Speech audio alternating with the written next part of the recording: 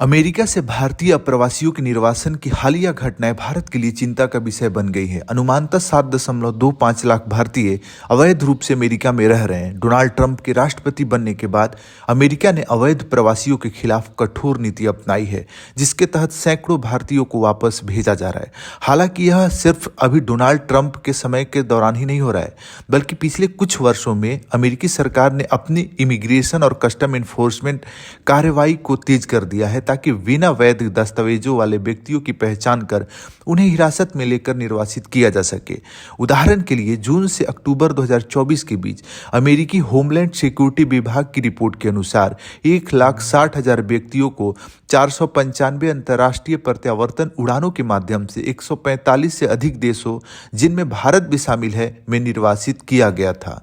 Donald Trump के जनवरी में अमेरिकी राष्ट्रपति के रूप में शपथ ग्रहण के बाद यह कार्रवाई और भी सख्त कर दिया गया है। उन्होंने अवैध प्रवासन को अपनी नंबर 1 प्राथमिकता घोषित किया है। भारत, जो अमेरिका में सबसे अधिक अवैध प्रवासियों की आबादी में से एक है, जहां अनुमानतः 7,25,000 अप्रवासी बिना दस्तावेजों के रह रहे हैं, को वापस लौटाने वाले प्रवासियों की संख्या में संभावित वृद्धि के लिए भारत को तैयार रहना होगा। इस निर्वासन का समय, जो कि प्रधानमंत्री नरेंद्र मोदी की अमेरिका यात्रा से ठीक पहले है, यह दर्शाता है कि यह केवल राजनयिक प्रयास ही ट्रंप प्रशासन को ऐसे कदम उठाने से रोकने के लिए पर्याप्त नहीं हो सकते। इस मुद्दे के भारतीय अमेरिकी द्विपक्षीय संबंधों में एक संवेदनशील मुद्दा बनने की संभावना है। भारत सरकार अवैध प्रवासन के मुद्दे को गंभीरता से ले रही है और इसे नियंत्रित करने के लिए कई कदम भी उठा रही है। हाल ही में अमेरिका से अवैध रूप से रह रहे 205 भारतीयों को सैन्य विमान के माध्यम से भारत वापस भेजा गया। इस पर प्रतिक्रिया देते हुए भारत में अमेरिकी दूतावास के प्रवक्ता ने कहा कि यह कार्रवाई एक स्पष्ट संदेश देती है कि अवैध प्रवासन जोखिम के लायक नहीं है। जबकि अमेरिकी सरकार के फैसले से निराशा जताते हुए पंजाब में एनआरआई मामलों के मंत्री कुलदीप धालीवाल ने कहा है कि बहुत सारे भारतीय वहां वर्क परमिट के साथ गए हैं, लेकिन बाद में ये परमिट एक्सपायर हो गया, जिससे ये सभी भारतीय अवैध प्रवासियों की श्रेणी में आ गए। उन्होंने कहा कि वापस भेजे जाने वाले लोगों ने अमेरिकी अर्थव्यवस्था को बढ़ाने में योगदान दिया है और इन्हें वापस भेजे जाने की बजाय वहां की अस्थायी नागरिकता देनी चाहिए थी। पिछले सप्ताह अमेरिकी राष्ट्रपति डोनाल्ड ट्रंप और विदेश मंत्री मार्को रूबियो ने प्रधानमंत्री नरेंद्र मोदी से फोन पर बातचीत के दौरान अमेरिका में रह रहे अवैध भारतीय अप्रवासियों को लेकर चिंता जताई थी। बाद में पत्रकारों से बात करते हुए डोनाल्ड ट्रंप ने कहा, हमें उम्मीद है कि बिना दस्तावेज के अमेरिका में रह रहे भारतीयों के संबंध में जो सही होगा, भारत वो कदम उठाएगा। इस पर एस जयशंकर ने कहा था, भारत अवैध प्रवासन का समर्थन कतई नहीं करता। अवैध प्रवासन कई अवैध गतिविधियों से जुड़ा रहता है। ये हमारी प्रतिष्ठा के लिए ठीक नहीं है। अगर हमारा कोई नागरिक अमेरिका में अवैध रूप से रहता हुआ पाया जाता है और उसका भारत का नागरिक होना पाया जाता है, तो हम उसके कानूनी रूप से भारत वापस लाने की प्रक्रिया के लिए तैयार हैं। प्रमुख चिंताएं क्या क्या है? सबसे बड़ी चिंता है, जो कई देशों के लिए है, मुख्य रूप से भारत के लिए, कि अमेरिका का रुख जो है वो बहुत कठोर हो गया है। सैन्य उड़ानों के माध्यम से निर्वासन यह दर्शाता है कि अमेरिका अब इस पर कोई समझौता नहीं करेगा। यह एक कूटनीतिक मुद्दा भी बन सकता है, खासकर प्रधानमंत्री नरेंद्र मोदी की अमेरिका यात्रा के मद्देनजर। भारत में कुछ राज्यों में उच्च प्रवासन दर है, जैसे गुजरात, पंजाब और हरियाणा जैसे राज्यों से अवैध प्रवासियों की संख्या अधिक है। युवा जो मैक्सिको और कनाडा के रास्ते खतरनाक तरीके से अमेरिका पहुंचने की कोशिश करते हैं। भारत से अवैध प्रवासन के क्या कारण हैं? देखिए, जब आपका देश संपन्न होगा, आर्थिक अस्थिरता और बेरोजगारी नहीं होगी, तो आप दूसरे देश में क्यों जाएंगे? तो बेरोजगारी की उच्च दर युवाओं को विदेश में काम करने की तलाश के लिए मजबूर करती है। मान लीजिए आप बहुत ज़्यादा पढ़ लिख गए या उतना पढ़े लिखे भी नहीं, और ये महत्वाकांक्षा बड़ी है, आप अलग तरीके के सपने देखते हैं और वो आपके देश में वैसा अवसर क्रिएट नहीं हो पा रहा है, या कुछ ऐसा करना चाहते हैं जो जिसकी संभावना देश में नहीं है, या बहुत ज़्यादा पैसा कमाना चाहते हैं, या अलग अलग तरीके के कार्य करते हैं जो कि शायद आपके देश में पूरी तरीके से उसके लिए संभावना नहीं है, तो आप जा सकते हैं दूसरे देश में। तो ये सब बड़ी कारण है, बेरोजगारी कारण है, आर्थिक अस्थिरता कारण है, जीवन की एक बोलते हैं ना कि आपको आर्थिक रूप से सब कुछ मिल जाए, वो सब यदि संभावना कम होगी तो चिंता का कारण बन जाता है युवाओं के लिए। और कई युवा शौकिया भी या थोड़ा विदेश में घूमने के पर्पज से भी चले जाते हैं। तो बेरोजगारी की उच्च दर युवाओं को विदेश में काम करने की तलाश करने के लिए मजबूर करती है। इसके कई फैक्टर होते हैं, हम ऑथेंटिक वे में चीज़ों को तराशने का, समझने का प्रयास करेंगे। तो ग्रामीण क्षेत्रों में आय के कम अवसर, खासकर कृषि संकट के कारण भी प्रवासन को बढ़ावा मिलता है। और ये प्रवासन को जो बढ़ावा मिलता है, इसमें छोटे से लेके बड़े लेवल तक के लोग जाते हैं। जैसे छोटे काम, जैसे साफ सफाई के काम से लेके बड़े सीईओ बनने तक के लोग भी इसमें जाते हैं।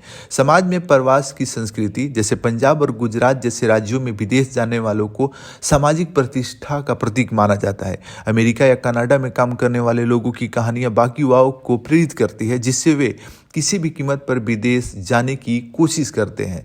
मानव तस्करी गिरोह जैसे कई अवैध एजेंट और तस्करी गिरोह प्रवासियों को धोखे से अमेरिका पहुंचाने का वादा करते हैं, बड़े बड़े सपने दिखाते हैं और उन सपने में कई बार युवा फंस जाते हैं और अपने सपनों को पूरा करने के लिए चले जाते हैं। और इन प्रवासियों को मैक्सिको बॉर्डर पार करने, नकली वीज़ा दिलाने या झूठे शरण आवेदन दाखिल करने की सलाह दी जाती है। जबकि कठोर वीज़ा नीतियां हैं, जैसे अमेरिका और कनाडा की कठोर वीज़ा नीतियों के कारण कई भारतीय वैध तरीके से नहीं जा पाते, जिससे वे अवैध मार्ग अपनाते हैं। अंतर्राष्ट्रीय संघर्ष क्षेत्रों में नौकरी की तलाश, जैसे कई भारतीय मध्य पूर्व, यूक्रेन या रूस जैसे संघर्ष प्रभावित क्षेत्रों में अवैध रूप से काम करते हैं, जो बेहद खतरनाक है। तो समाधान क्या है? अवैध प्रवासन रोकने के लिए भारत को क्या करना चाहिए? देखिए, सबसे पहले तो जागरूकता अभियान फैलाना चाहिए।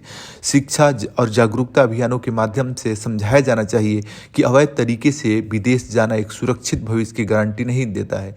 गुजरात, पंजाब, हरियाणा जैसे उच्च प्रवासन दर वाले राज्यों में विशेष अभियान चलाने की आवश्यकता होती है। कई बार लोग चले तो जाते हैं विदेश में, लेकिन बाद में एहसास होता है कि यार अपना ही देश सही था, मैं आके यहाँ फंस गया, उलझ गया, इससे ज़्यादा अवसर या बेहतर जीवन तो मुझे अपने देश में ही मिल जाता। तो ये सब सोच समझ कर जाइए, आप में क्या योग्यता है, क्या क्षमताएं हैं, क्या वास्तव में आपकी योग्यता क्षमताओं को देश में अवसर नहीं मिल पा रहा है। बहुत अच्छे तरीके से समझकर गहन तरीके से उसका विश्लेषण करके ही जाना ज़्यादा बेहतर होगा। आर्थिक अवसरों में वृद्धि करना चाहिए। स्थानीय स्तर पर रोजगार बढ़ाने के लिए नए औद्योगिक और व्यापारिक अवसर पैदा करने होंगे देश में। कृषि संकट को हल करने और ग्रामीण अर्थव्यवस्था को मजबूत करने की भी आवश्यकता है। अवैध एजेंटों और मानव तस्करी गिरोह पर कार्रवाई बहुत ज़रूरी है, ताकि उदाहरण बन सके कि इस तरीके के अवैध गिरोह में शामिल होने वाले लोगों को बख्शा नहीं जाएगा। सरकार को मानव तस्करी करने वाले गिरोह पर सख्त कार्रवाई करनी चाहिए। जाली वीज़ा और फर्जी एजेंसियों पर कड़ी निगरानी रखनी चाहिए। अंतर्राष्ट्रीय स्तर पर भी वार्ता जरूरी है। अमेरिका और अन्य देशों के साथ बातचीत करके अधिक वैध प्रवासन मार्ग तैयार करने होंगे। अमेरिका, कनाडा और यूरोपीय देशों से अनुरोध किया जाना चाहिए कि वे कुशल भारतीय प्रवासियों के लिए अधिक अवसर प्रदान करें। पुनर्वासन योजना प्रवासियों के लिए, जैसे जो भारतीय अवैध रूप से अमेरिका से निकाले जा रहे हैं, उनके पुनर्वास के लिए योजना बनानी होगी। रोजगार, प्रशिक्षण और लघु उद्योगों को बढ़ावा देकर इन प्रवासियों को भारत में ही बेहतर अवसर देने होंगे।